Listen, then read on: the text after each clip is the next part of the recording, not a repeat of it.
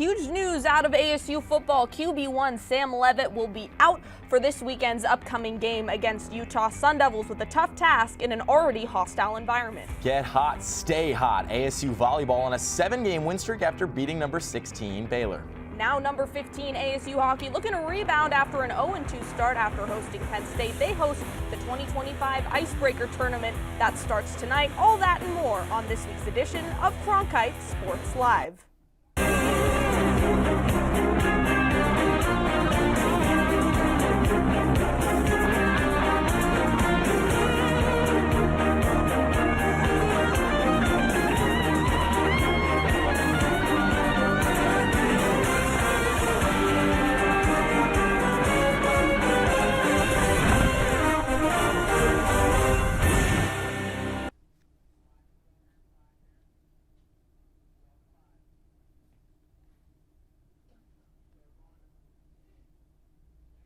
Welcome inside Studio 6 here in downtown Phoenix for another edition of Cronkite Sports Live. Gabby Chernoff alongside Luke Lendler making his desk debut today. Very excited to be here alongside you this afternoon. But ASU sports are in full swing now. It's October. That's the month when the ball really gets rolling for all those Sun Devil athletics programs just off of Rural Road in Tempe. Yeah, just like you said it, Gabby, ASU sports popping all around live right now. A lot of teams doing pretty well, particularly the football team, which last week came at home against TCU. And after gutting out a win in Waco against Baylor, the Sun Devils came right back to Mountain America Stadium for another dogfight. They pulled off a 17-point comeback win against the Horned Frogs in front of a blackout crowd after an unseasonably rainy day in Tempe. Yet, for the second straight season, ASU left its annual blackout game with a victory in hand, but questions about its starting quarterback's health, as Sam Leavitt was a late addition to the injury report Thursday with a doubtful designation before being ruled out today for Saturday's game against Utah. Leavitt turned in one of his best performances of the season against the Horned Frogs, completing 69% of his passes for 291 yards, the second highest mark of his career, and 2 touchdowns. Through 5 games, Leavitt is up to 1,039 yards, 8 touchdowns, and just 3 interceptions, while scampering for 275 yards and 5 scores. Should veteran Jeff Sims get the nod under center against Utah, head coach Kenny Dillingham will surely be hoping for a better result than his lone start last season, a 24-14 loss to Cincinnati. Now ASU puts its best conference start since 2021 on the line against the Utes Saturday under the lights. As Luke just mentioned, huge injury news from ASU football, and we'll get to that in just a second. But for now, we welcome in our very own Max Cepeda. He's live from Salt Lake right now. Max, thank you so much for joining us and taking the trip over to Utah. And another one of Kenny Dillingham's preparation tactics went somewhat viral in practice this week ahead of ASU's game at Utah. Some adverse weather conditions expected, Max. What's it like out in Salt Lake right now, and what can be expected from a full environmental standpoint tomorrow night? Well, Gabby, it looks beautiful. I don't know if you got eyeballs, but it looks like I'm standing in a postcard right now. You got this 45,000-seat, basically cauldron of noise that it's going to be tomorrow night with the Wasatch Mountains behind it. But it's beautiful weather-wise right now, but it's not going to be that way, expected to be 24 hours from now. Meteorologists all week have been forecasting at least 50% chance of rain at kickoff with a feel-ice temperature of around 45 degrees. So it is going to be cold and wet here at Rice Eccles Stadium tomorrow night. But keep an eye out, Gabby. Remember, both of these teams are coming off of rain games just 2 weeks ago. ASU, of course, with a mini monsoon right before the TCU game, just pregame, not delaying the game by any means, but certainly making the field conditions a little bit more adverse. And then for Utah, just 2 weeks ago, having a delayed game against West Virginia, but of course it was followed by a 35-point blowout, so the weather wasn't necessarily a big problem for them, considering how more efficient both of these teams are with running the ball. Shouldn't necessarily see a very big difference in game plan between these two tomorrow night, and a big-time contest for the rest of the Big 12. Cauldron of noise. I like that term. That's a good term, Max. But another one of the most dangerous aspects of this Utah team that ASU is going to have to face is what it brings along both lines of scrimmage. The Utes especially showed this last week, dominating win over West Virginia. So what can ASU expect to face in that regard tomorrow night? Well, simply put, Abby, they're going to be facing arguably the best offensive line in the country with arguably the two best tackles in the country leading each side with Spencer Fano and Caleb Lomu, who by many people's aspects are expected to be top first-round picks come next spring's NFL draft. Even Fano, in many people's mind, Gabby, was expected to possibly be the #1 pick in the draft, depending on how the quarterback class phased out. But most importantly, Gabby, it will be very interesting to see how the Utah offensive line matchup goes against ASU's front seven. They're second in the Big 12 in sacks, as well as leading the Big 12 in sacks, I should say, and tied for second in forced fumbles with 6. So going to be very interesting to see how this line of scrimmage battle with ASU's front seven and Utah's dominant offensive line really could be very much the key factor in who ends up being the victor tomorrow night in the cold, wet conditions. All right, now let's talk about the elephant in the room. Sam Leavitt downgraded from probable earlier in the week, doubtful yesterday, and in this morning's injury report, it came out that he was definitely going to be completely out for this game against Utah tomorrow. It's an undisclosed injury as far as we know, but the Sun Devils were looking to right the wrongs from the last time they took a trip to Salt Lake when they suffered the worst loss in program history. They lost 55-3 to the Utes. Max, big picture, what does the loss of Sam Leavitt and Jeff Sims coming in at starting QB this weekend mean for ASU in the grand scheme of things? Well, Gabby, me and you have been covering this program for basically a year and a half at this point, and we both know that the driving force of this program is number 10 under center, period. And determining of success is going to be whether he's not or is on the field. But Jeff Sims, let's be very clear, played efficiently last year against Cincinnati on the road in a tough environment, but only completed just over 50% of his passes against Cincinnati. So it's going to be fairly interesting to see how Sims adjusts to a game plan that Kenny Dillingham spoke this morning on Arizona Sports Radio 98.7 FM, saying that the game plan is, quote-unquote, not changing. So it'll be very interesting to see how Sims adjusts, hands off the ball to Raleek Brown and possibly Kyson Brown, who remains questionable for this game, Gabby. But most importantly, going forward with Texas Tech coming up, with Houston, who just had its first loss last week, and Iowa State on the road on Halloween weekend, this 4-game stretch with Sam Leavitt's health in question could very well determine where ASU potentially has a date in Arlington again this December for a Big 12 championship or a Las Vegas Bowl or Holiday Bowl trip at best. Well, it's certainly something to monitor. A lot of questions are being raised right now. Cronkite Sports will have all of the coverage of the situation as it unfolds. Max, I want to thank you so much for your time. Thank you for your insight. Try not to get rained on too much tomorrow night, but ASU and Utah kick off at 7:15 p.m. Arizona time on ESPN tomorrow night. In ASU's inaugural Big 12 season, when it won the conference championship, the Sun Devils faced just one of the top 5 teams, not including themselves, in the regular season. This year, ASU plays 3 of the conference's current top 5 teams, 2 of which it will face in the next 4 weeks. Our Reese Goodall has more on the Sun Devils' upcoming gauntlet. Arizona State's next 4 games present an infinity gauntlet for the Sun Devils to collect for a chance of repeating as Big 12 champions. The first stone in the gauntlet is this weekend's road test up in Salt Lake City, a stadium ASU hasn't won in since 2017. The 4-1 Utah Utes, led by quarterback Devin Dampier, would like to use the Power Stone and overpower ASU's defensive front. A part of that power will be 2 potential first-round picks on their offensive line in Spencer Fano and Caleb Lomu, which will certainly create quite the challenge for ASU's pass rush. 2 weeks from now sees the Texas Tech Red Raiders visit Tempe. The Red Raiders offense has been averaging over 48 points and 568 yards per game, as Texas Tech have seemingly used the Space Stone to teleport to the end zone. Their offense is also multifaceted, with 5 players north of 200 receiving yards so far this year. After Texas Tech, ASU hosts the Houston Cougars.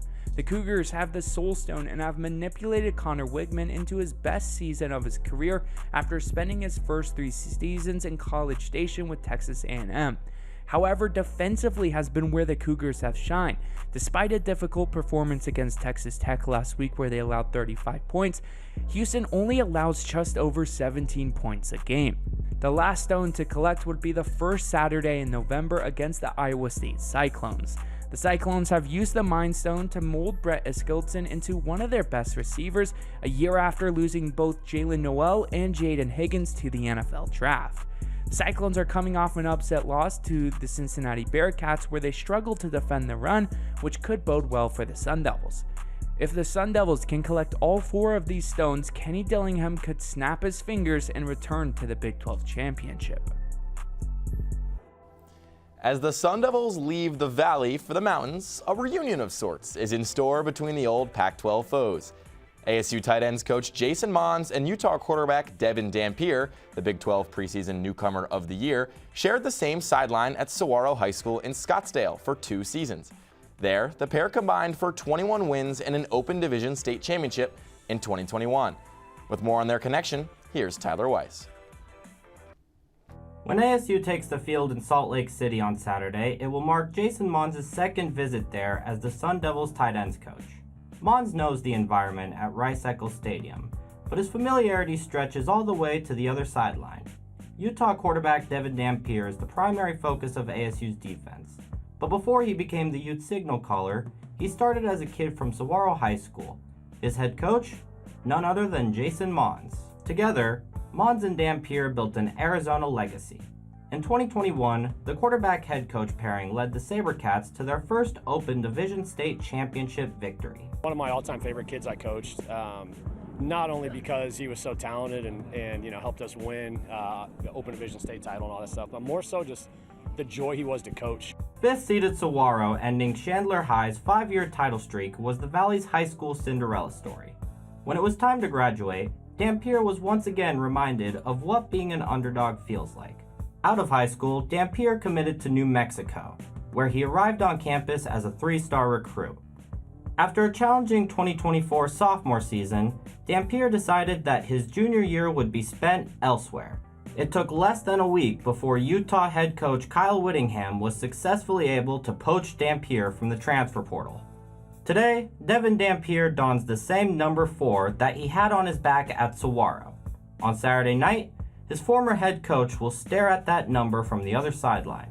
Mons says he has, quote, nothing but love and respect for Dampier. A sign that despite being Big 12 foes, the Saguaro connection still runs deep. For Cronkite Sports, I'm Tyler Weiss. ASU volleyball in a ranked matchup with Baylor. It's the first set to force a match point. Sun Devils get the job done. GCU transfer Tatum Parrott does the job, forces match point. Here we go. Sophomore native Piper Rama with the ace. ASU takes the first set. Second set again, forcing match point. A rally going here. Sun Devils setting it up, and Noemi Glover will eventually come in with the kill. She's been battling injury all season. Gets the job done there. Here we go. Match point again. True freshman Ella Lewis. Good serve, and then Baylor tries to keep it going, but Noemi Glover again comes up with the block. Third set here to secure the sweep for the Sun Devils. A rally going here. Slow serve. Colby Neal gets set up perfectly with the kill to seal the deal. ASU volleyball is on a roll, with J.J. Van Niel's squad having won 7 games in a row, and the most recent win had a little bit of sweet revenge. Now, last season, ASU bested all their Big 12 opponents except for Baylor. So, Andrew, what stood out the most about the Sun Devils' get-back win on Wednesday against the number 16 Bears? Yeah, so what stood out the most really was how Arizona State remained in control throughout such a competitive match against the ranked Baylor Bears. I mean, you look at the final score, it was 3-0 favoring ASU. Nevertheless, all 3 sets were determined by just 2 points. And despite how close the match really was, I did say ASU was in control nevertheless. With that being said, of the 186 total points scored, Baylor had the lead for only 16 of them. That's 8.6%. So despite the fact that ASU went in there going into a tough match, it was a ranked conference victory for the Sun Devils with just a little bit of payback. And now, ahead of tonight's match against number 24 Colorado, Anna Barilovic has been deadly at the net. She leads the Big 12 in kills per set at 4.92. So how can J.J. Van Niel and company contain such a potent player? I mean, you said it yourself, Barilovic is a walking problem. She's averaging 5.25 kills per set in her last 3 matches, as a matter of fact. So when you ask how could ASU contain her, throw double teams at her way, keep her off the net, force other Buffaloes to step up and earn this victory for Colorado. Luckily for Arizona State, though, I think it has the personnel to make just that happen.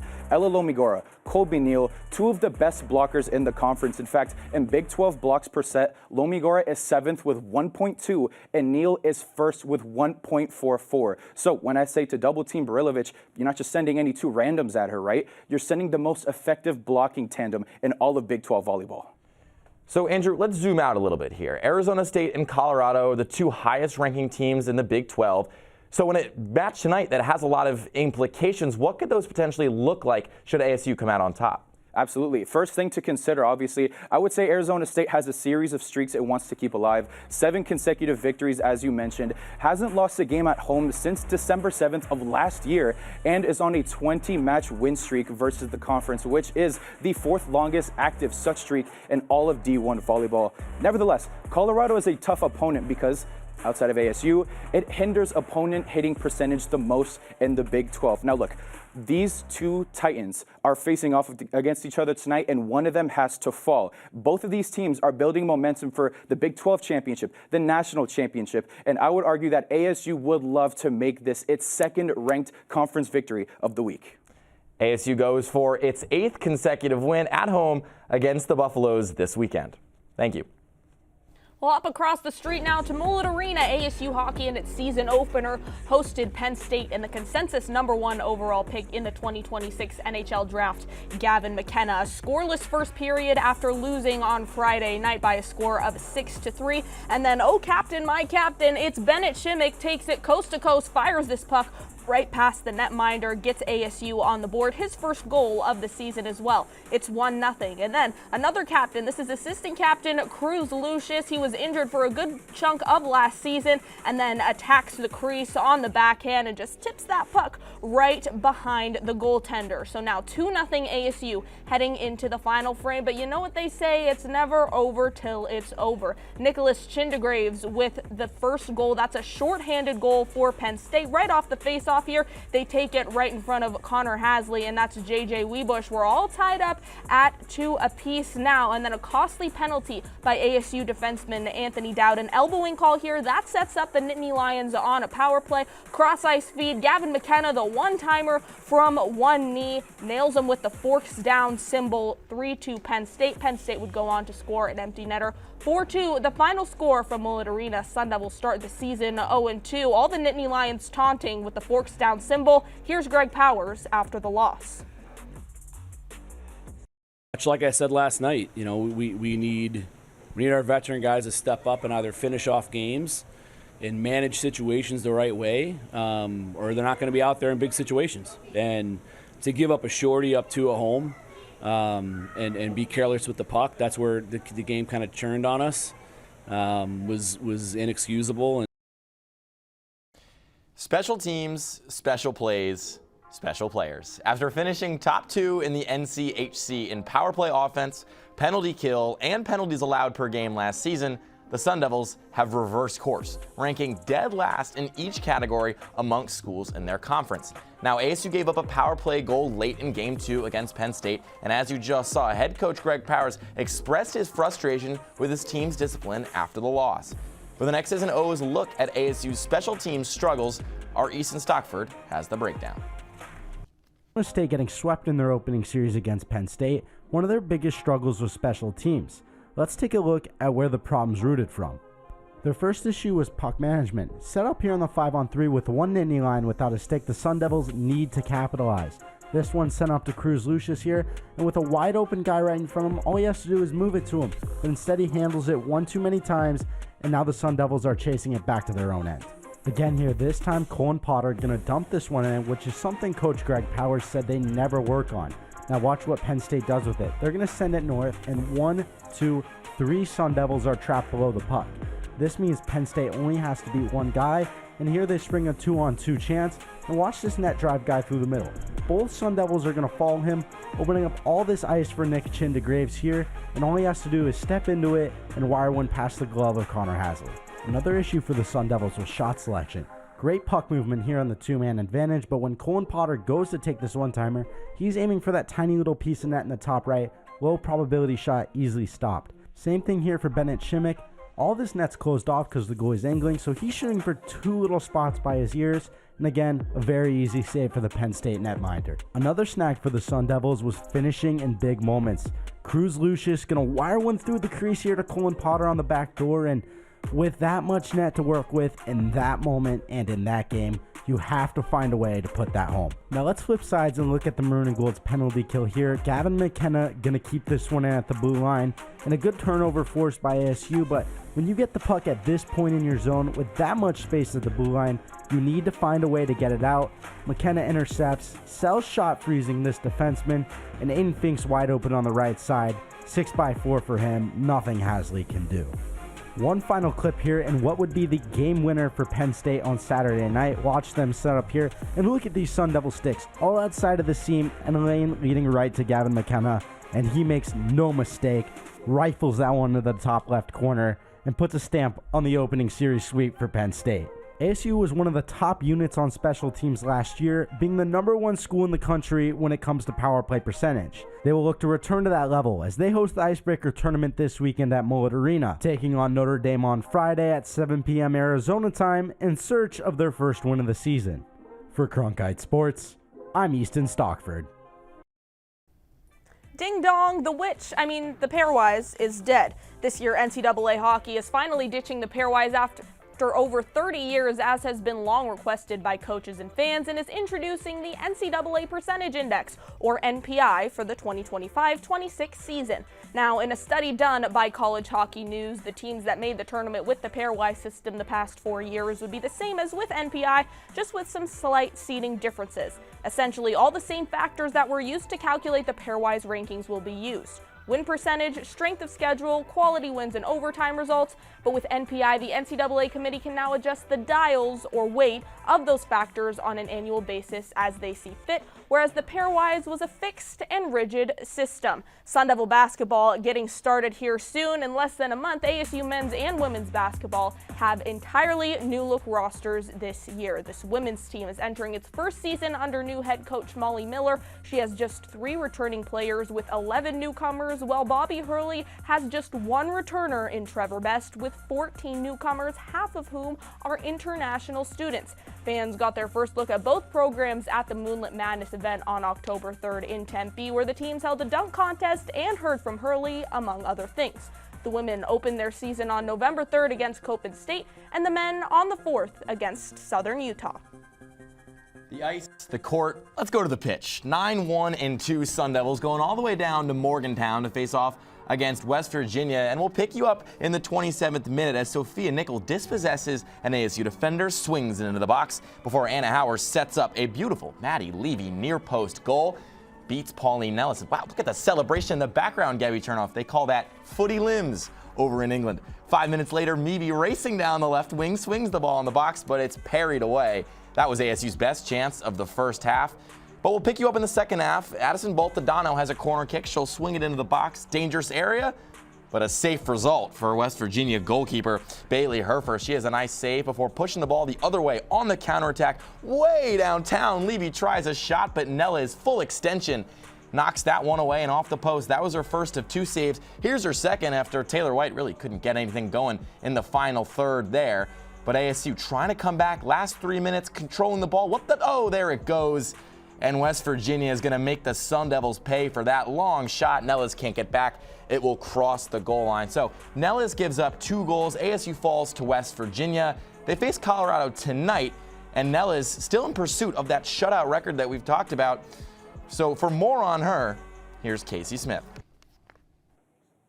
Goalie Pauline Nellis is just 1 shutout away from the program record, and our analytics call for history to be broken. Let's take a look at our 4-game forecast and see when it might happen. First on the forecast is a trip to Boulder, where it's looking pretty cloudy for Pauline, with just a 24% chance of a shutout. The Buffaloes are averaging 2.77 goals per game this season, spearheaded by Hope Leba, who leads the entire Big 12 Conference with 14 goals in 2025. With Colorado raining down the most goals in the Big 12, it would be difficult to imagine the Sun Devils see a shutout. The forecast doesn't get any better, as we may be looking at heavy goal showers when ASU takes on number 11 Texas Tech, where they have a 19% chance of a shutout. This year, the Red Raiders have only been shut out 1 time, all the way back in August against San Francisco. Since then, it's been nothing but a downpour on the net, with Tech scoring 2 goals a game in conference play. Not a great sign for the Sun Devils. However, on October 19th, out at Iowa State, is when things might just start to clear up. We're looking at a 61% chance for a shutout. the best odds so far. The Cyclones have scored just 1.36 goals per game this year, which has dropped even further to 0.6 goals per game in conference. That takes us to the last game on the forecast, where it's looking bright and sunny for the Sun Devils when they head out to play Utah with a 67% chance of a shutout. The Utes have been scoreless 5 times already this year against Utah Valley, LSU, TCU, Cincinnati, and UCF. Through 5 conference games, Utah has seen only 2 goals. So, if she hasn't already, expect Pauline to see sunny skies out in Salt Lake City and shatter records for the Sun Devils. Like we just heard from Casey, ASU soccer hits the road this week to take on a ranked opponent in the Rockies. Sun Devils matching up against number 24 Colorado. A very evenly matched contest. Both teams the exact same winning percentage, just above 700. And with that, we bring in our very own Mia Bensich. Mia, thank you for joining us today. Before we get into the nitty-gritty specifics of this matchup at Colorado, how has this ASU soccer team been faring from a bird's eye view this season? Yeah, so currently ASU standing at a 9-2-2 record, and to say the least, it's definitely been up and down for the Sun Devils. They started off the season super strong, being undefeated in the non-conference slate, and then heading into conference game, their first game was against number 10 ranked BYU, where they beat them 2-1.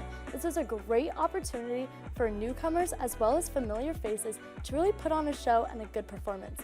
However, the rest of conference play has not ran so smoothly.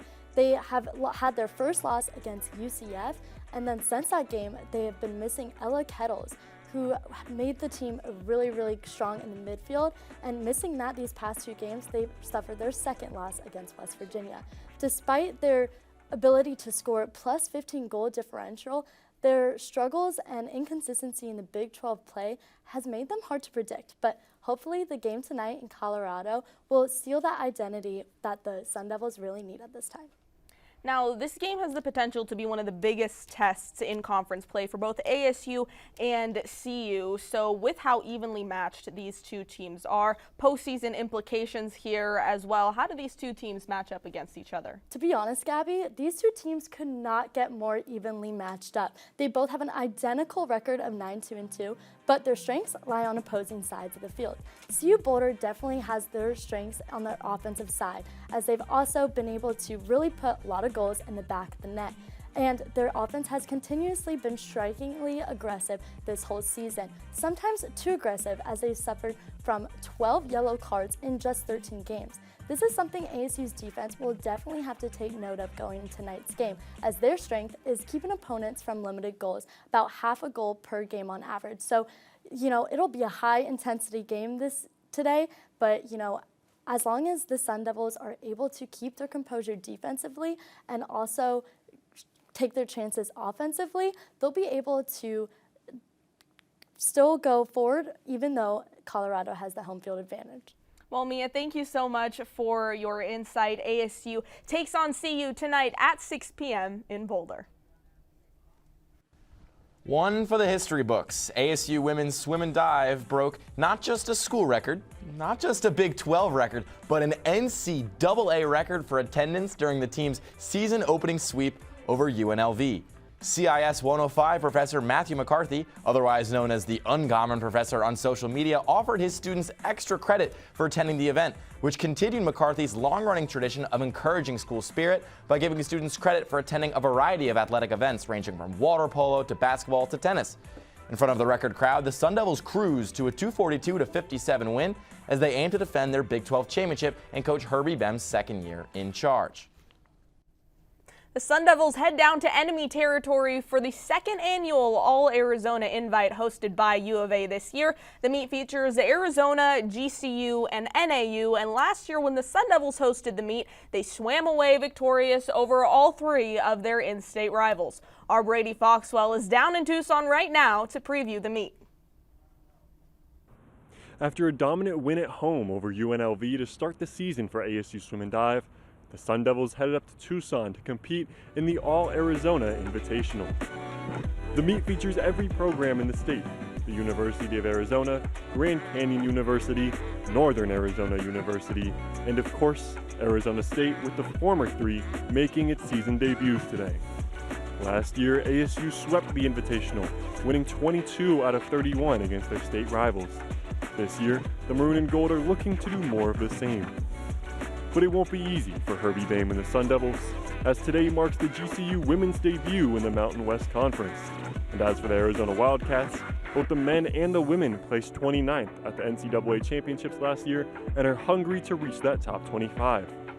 Meanwhile, the Lady Lumberjacks up north are fresh off a Western Athletic Conference championship and are looking to kick off this year's campaign with an upset win.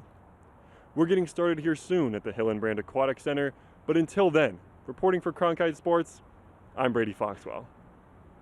It's time now for some top plays. Cam Scadaboo and the New York Giants took on the defending Super Bowl champion Philadelphia Eagles on primetime Thursday Night Football, and Cam Scadaboo shone under the bright lights. A hat trick for him. You just saw his first touchdown, a 4-yard rushing TD. Here we go. It's his 2-yard rushing touchdown. They determined him out at first, but after further review, that ball did cross the goal line, and this one seals the Hattie for Scadaboo, a 1-yard rush. He's in a league of his own. He's a completely different animal. Sun Devil Gymnastics should have picked him up with those acrobatics. He went crazy in the post game as well.